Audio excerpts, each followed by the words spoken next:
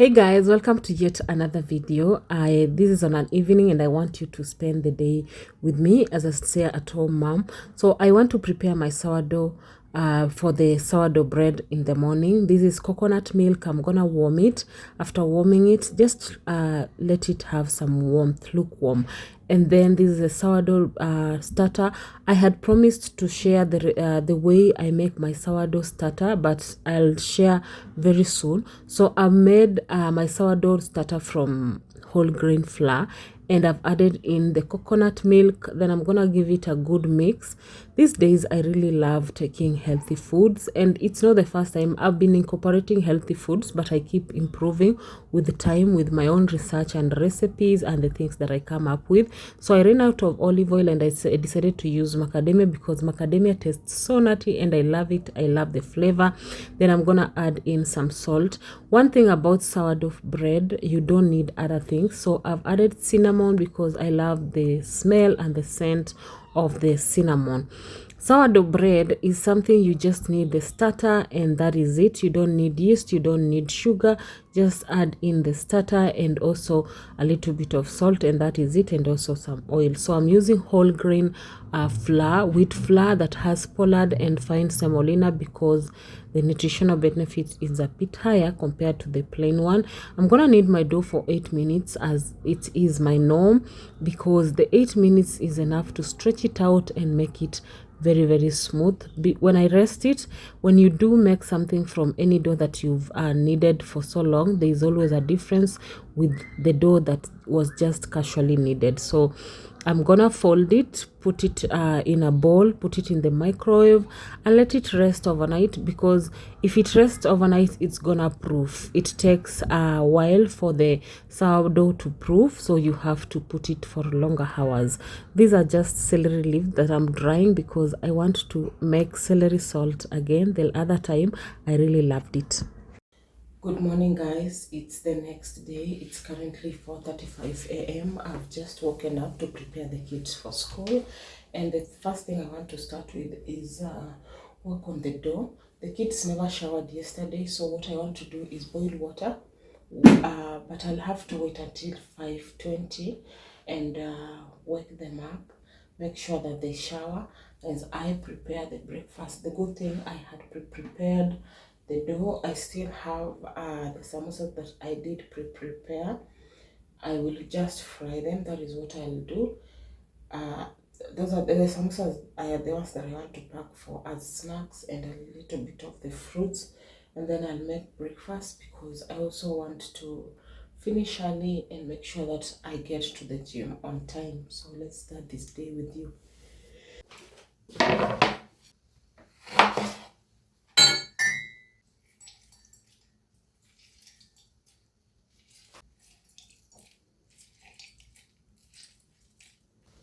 So this is cayenne pepper. I love throwing it in my water.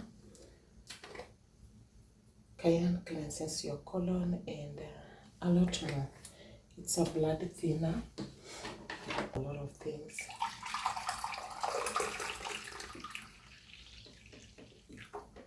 Look at that. Look how nice it has proved. So I'm gonna work on it.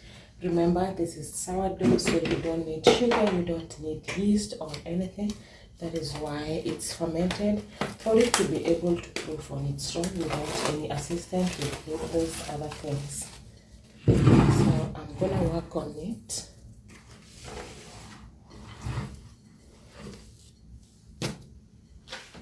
All I want to do is do the folds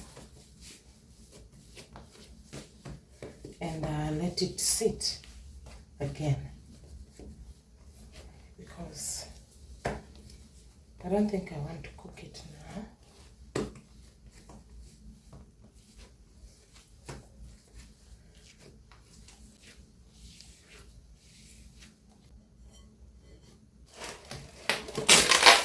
because I need a second proof, I'm gonna return it in the microwave as I work on the breakfast that the kids are supposed to take this morning. And today I'm going to give them baked butternut. I'm going to remove the peel, transfer it into a tray that I've aligned with parchment paper, sprinkle a little bit of macadamia oil and also a little bit of salt, and then put it in the oven. Let it bake for at least 20 minutes. I think 20 minutes is enough, 15 to 20 minutes on high heat, and then it will be done.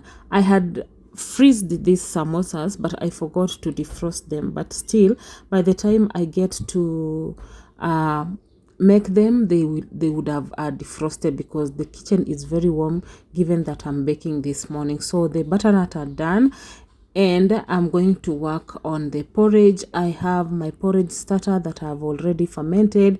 These are 3 days ferment without any addition. And for the kids, I make it an exception by adding a little bit of sugar. If it were me, I wouldn't add sugar, but for them, I add in sugar. They love it when they get that fermented taste and a little bit of sugar in it. And then we're gonna make the porridge. I've made porridge before, and so many people just understand how to make porridge. You just pour in the starter bit by bit as you stir the porridge, so that you don't get to get the porridge to form lumps. And then I'm gonna fry the samosas, because I want them to carry the samosas to school, and some fruits that are available today. I have pineapple and some apples, so those are the things that they are going to carry to school. I will do a detailed video on what snacks that you can give your children, snacks that can protect them and other things. So the butternut is done, and the dough is done before I leave for the gym. I'm gonna sprinkle some flour, do a second fold, and then add in the seeds of my choices. Like with bread, I just love make it more nutritious, but by adding other things. I love seeds because seeds are very nutritious. You need seeds in your body. So these are lean seeds. And then I'm gonna add in a little bit of chia seeds. I'm gonna add in some roasted sesame seeds, and also some pumpkin seeds. The roasted sesame seeds, I roasted them myself. I buy them raw and then I roast them. Maybe I'll share how I do roast them without burning, and they just retain the brown color. And the taste and the aroma when they are roasted is just amazing. It's something that you can just throw in even in salads, even in beef. It smells so amazing. So for my sanity, I just had to go to the gym these days. It's something that I chose to do in this 2025. It's my goal to just work on myself, work on my mental state. To be honest, this is the best choice I ever made for myself, because I got to meet new people. I got to meet a family of people that pushed me. It's been 2 weeks and I almost gave up, but I'm still going. And I'm still pushing. So yeah, we are done with the gym. Back in the house, the bread has proved. So I had some drops of olive oil that were left. I'm gonna sprinkle that and then bake that, and it's done. Yeah, the bread is done. Before I serve it, I want to make an egg on the side, and this is how I'm going to make that egg. I'm using some macadamia oil, 1 or 2, 3 eggs, because I'm not going to eat all the eggs. I'm only going to eat 1 egg. The rest are for others. And then sprinkle some salt, cover it, because I love it when my yolk is nicely cooked. I never like anything runny, anything raw. I don't like that. So I'm gonna work on the yolk until it is nicely cooked, and then split it into pieces, because I want to serve it on the plate. Serve with some avocados, and see that bread. It looks delicious, and the tanginess is just amazing. So later in the day, I stepped out and went for more groceries. I really needed to restock on more groceries. I got some apples. I also got some more celery because I want to add to the leaves that I had dried so that I can make more salt. I got some zucchini, I got some avocado, and avocados are very expensive. I got some bell peppers because I love bell peppers and they come in handy when it comes to stews. More avocados and then more avocados. Yeah, some broccoli and more bell peppers. I got some carrots as well. I got more pineapple so that I can include in school snacks.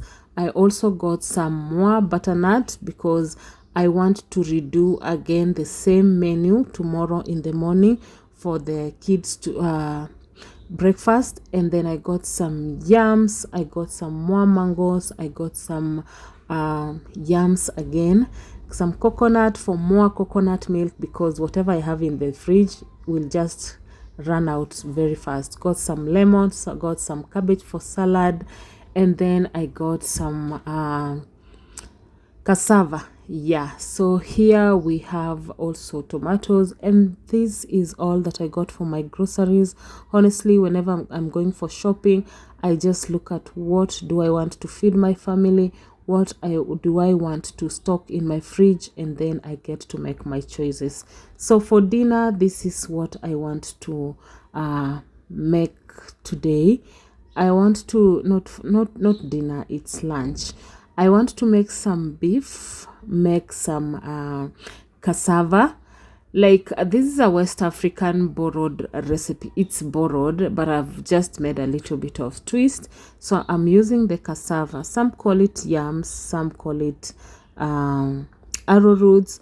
Honestly, anything from the roots is an arrowroot, but it's okay. Me, I call it yam. I call this yam. I call the other one cassava. So I'm gonna peel it, cut it into smaller pieces, and then we shall make whatever I want to make. Sometimes it's good to be diverse, try other people's meals. Let's not stick in our comfort zone and just stick on the Kenyan menu without trying other people's recipes. And this is one of those things that I really got to enjoy despite to have tried it for the second time. The first time I did try it, it was only the cassava, but this time I'm gonna mix the cassava, the yam, and also the green bananas, and then we shall make what we call, the West African call it fufu. Yeah, but I'm very sure it's not the legit fufu, but I did make a twist, which is okay. It's always good to add a twist to whatever people are making outside there. You can even borrow a recipe from me and just make a twist to suit your palate or to suit your recipes. So that is why I'm dicing into smaller pieces, and also I'm going to do the same with the yam and do the same with the green bananas. Yeah, and that will be it. Then wash it, blend it, because they do blend it.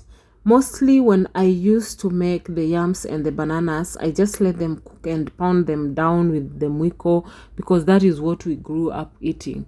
The banana and the yam mixed together, yam the nduma mixed together, pounded down, and then added the beans are added into it. So that is what we are used to. I think it's not far from the recipe that I want to make. It's not really far.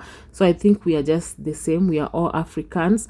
The recipes are just borrowed. So I've added in a little bit of water. I'm gonna blend this into a smooth paste. The only mistake I did here is that mine was it wasn't too thick as I expected, but I really tried. Honestly, I tried. I think next time I'll improve by making it too thick and a bit, not even too thick. It was thick, but it wasn't as heavy as the ones I'm used to. So I've added in my pot, and then this requires continuous stirring. I've added a little bit of salt. This requires continuous stirring. So you have to stir and stir, because my hands got tired, but I pushed myself until I came up with what was needed, because if you stop stirring, it will create lumps or it won't even look good. It will stick on the pot and you won't love it. Most people say that fufu can only be made from a non-stick pot. No, any pot can make anything. Just see that. It wasn't even sticking because I kept working on it, and as you can see, it has come together and it looks really, really amazing. They do add water, but I didn't add water. All I did, I lowered my heat the same way I do lower my heat when cooking ugali, then covered it and just let it cook on its own. This is after stirring several times, and I really worked on that thing. Honestly, it was like another mini workout because I felt like the heat was coming out of my head, or was it coming out of my face?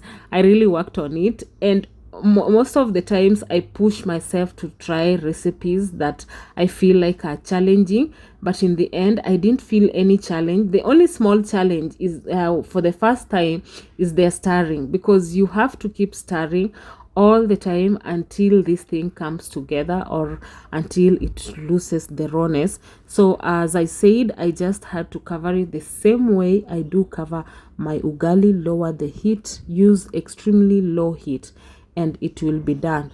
I did cover this for like 3 or 4 times as I kept stirring.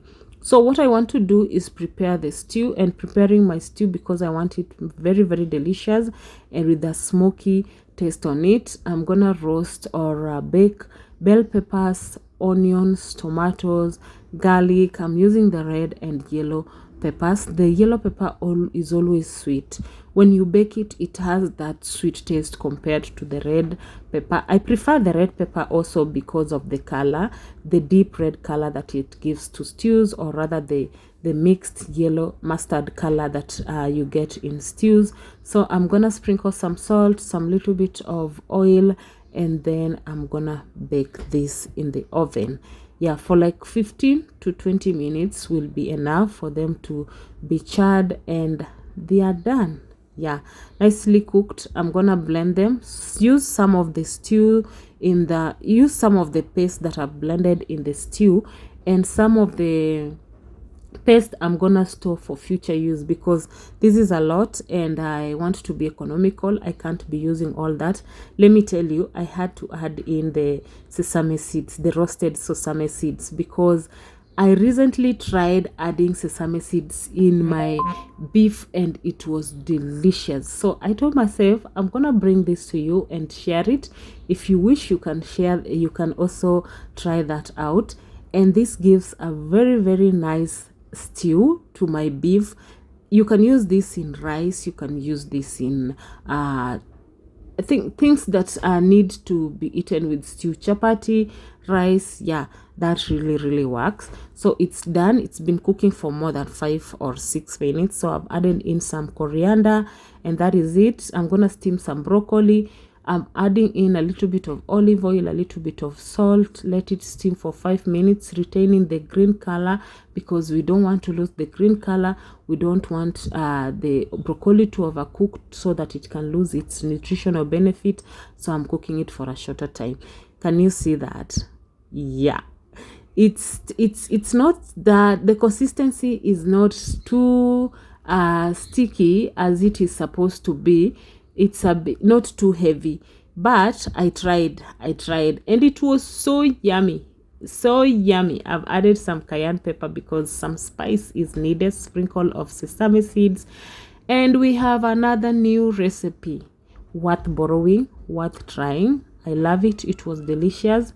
Yes. So recently I got the wild red rice. Wild red rice is the same as brown rice. There's no much difference. The only difference is this one tastes better, tastes so amazing, tastes so good, tastes so delicious. It's like it's so good. The glycemic index is a bit low, so it's conducive for people with diabetes or people who just want to keep fit or people who just want to lead a healthy lifestyle like me. I soaked this for 7 hours since morning. As I was preparing other things, so I did soak this. As you can see that water. So I'm gonna rinse it like 3-4 times before I get to cook it. You get to cook it like any other rice, but the cooking process takes long. Soaking it makes you get rid of the arsenic acid, and also reduces the cooking time. So I'm gonna add into my pot that I really love. I love my earthen pot because it cooks faster and gives delicious food. I'm gonna use some coconut oil. Coconut really goes well with rice. Any rice dishes, just use coconut oil. Some herbal seasoning, put in a little bit, and then add some water, let it boil. This rice just cooks the same way you could cook brown rice. And I would advise you to slow cook your rice. Don't pressure cook your rice. You're losing all the nutritional benefits of rice when you pressure cook the rice. So just slow cook it. Even if you're going to use a different pot apart from the earthen pot, you will still get the good taste by slow cooking your rice. You can see it's nicely cooked, and it looks so good. It's not too aromatic, but it is aromatic. You can't compare it with brown rice, but also rice, it all depends on how you cook your rice. So we're gonna make some something on the side, some onions, some garlic, stir that, and then I'm gonna soak in some onions in salt and water to remove the higher sulfur that is in onions that do cause acidity. I always have to get rid of that, because if you don't do that, some people do react and get acidity. The red cabbage and some carrots for my salad. The tomatoes, I've peeled them before I could dice them. And then I'm gonna give this a good mix. After adding some salt, give it a good mix, and then add in some olive oil. Yeah, you really need some olive oil in your salad, but don't push it. Whichever that you have can work. Then we're gonna add some beans. These are yellow beans that I batch cooked recently and stored in the fridge. I'm going to add in fenugreek powder. This is fenugreek. As you know, fenugreek really smells so nice and so amazing. Just use a little bit and add it into your beans. I'm not using any tomatoes in this recipe of beans. I'm only going to add some coconut milk that I've just blended, that are just fresh, and then that will be it for the beans. Like, coconut beans taste so good, and I came to realize they taste even much better when you don't include tomatoes in that recipe. Like, beans go well with coconut milk without including tomatoes. So I'm gonna sprinkle some coriander. That is after 5 minutes of letting it cook and get the flavors of coconut. Everything is ready. Our salad is ready. I'm gonna add in the onions, give it a good mix, and it will be ready to be served. The one trick, the one thing that I almost said a trick. One thing I add into my salad lately is the roasted sesame seeds, because when the sesames are roasted, they just taste so good in everything. The salad is done, the beans are done, the food is done. Like, the rice and all the combo, the food was so delicious. If you're looking forward to living a healthy lifestyle, you can always follow these recipes, because I will be giving you back to back. Thank you for watching. Thank you for being here. Until my next video, bye guys.